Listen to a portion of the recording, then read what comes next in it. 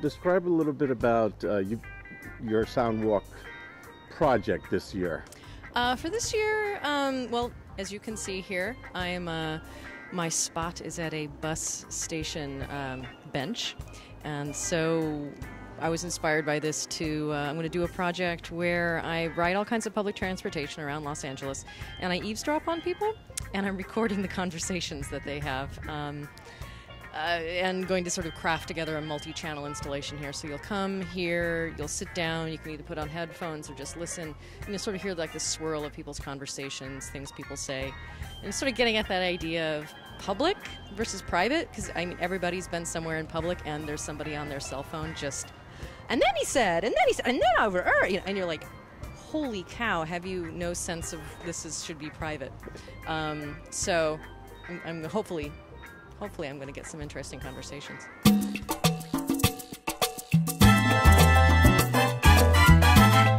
So I have a piece that consists of 4 networked laptops that are networked together and suspended. Each one is on its own swing, and so the idea is people who are interacting with the piece come up and they push and swing and really make the laptops move around.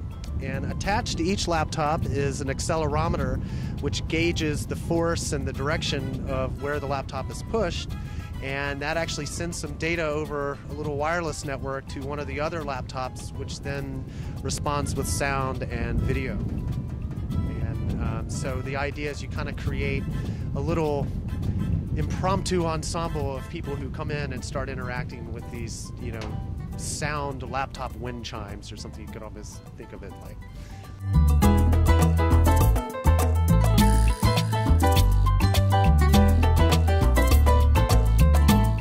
Currently, this project is going to be kind of a sculptural piece, which is a little bit different than what I've done in the past. Basically, it's a combination of a non-indigenous reed, a children's toy that was made by Baby Einstein, and 2 solar panels, a battery-operated handheld fan, and that's it. So ultimately what it is that the toy itself, I took apart the circuits, I soldered on some copper wires, and the whole thing is suspended underneath kind of a flower bed of sorts, and then inside the flower bed is where the reeds are. So these copper wires go up and then are wrapped around the reeds. And ultimately what they are is they act as kind of like a button. So when reeds of certain kinds touch each other, then sound basically is triggered by this little toy. But then the fun thing was that for me was experimenting with these solar panels. So I have 2 solar panels. One is powering the toy itself, and then a second solar panel is actually powering the handheld fan that I was talking about, and that's blowing on the reeds.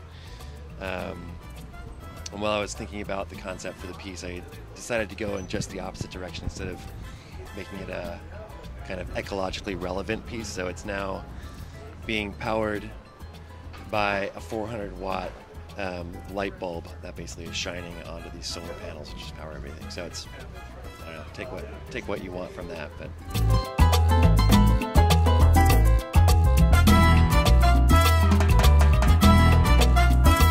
the logistics of the event are rather tricky because this neighborhood's continually changing, and each of the pieces requires its own specifications, and we try to find the best location for everything. But sometimes we're really we're digging real deep to try to get the perfect space for that location or for that installation, and Kamran's doing a great job as far as being kind of the liaison of the neighborhood and organizing all of the spaces and talking with the landlords and the business owners, and we're just trying to make everybody fit within the space as best they can.